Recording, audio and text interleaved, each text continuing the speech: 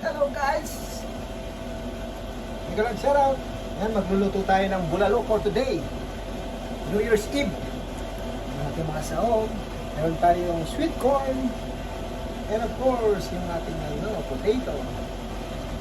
At nalagyan din natin siya ng daon ng sibuyas. At green beans. Yan, ang green beans natin. Meron tayong green beans. Meron tayong repolyo. Ang ginamit natin na karne. Buksan natin. Ang karneng ginamit natin ay paa ng baka. Yan, ang paa ng baka. Napakasarap niyan, guys. At meron siyang beef. Fresh beef. So, yan, lutuin na natin. Huwag natin patagalin. Ilang minute mo lang. Mula kanina ay maluluto na ang ating bulalo for New Year's Eve. Happy New Year's everyone! Stay safe and be healthy always.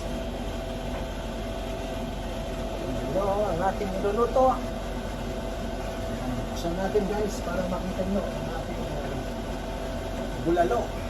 Yan ang ating bulalo. Kanina pa natin siya pinapakuluan. Ilalagay na natin ang ating mga sweet corn.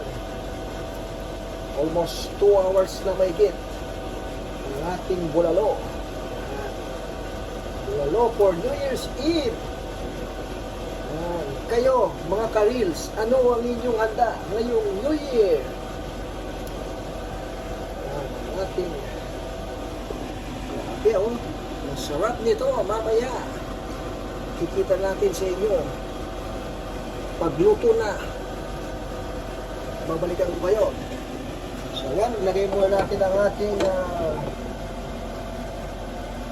sweet corn, ang sibuyas natin kanina pa, yung dahon mamaya naman.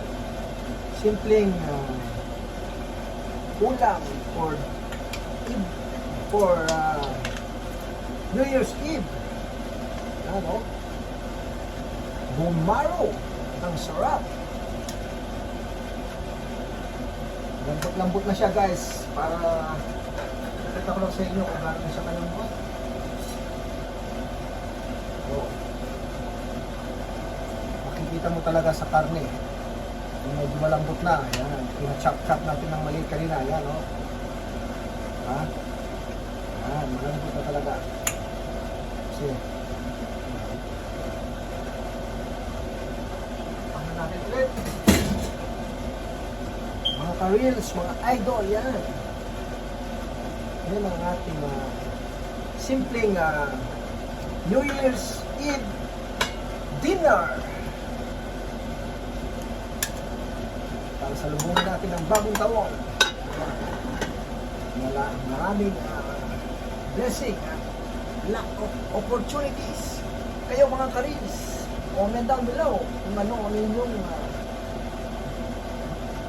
dinner sa New Year's Eve pagsalubong sa ating bagong taon. Welcome 2025, bye bye 2024.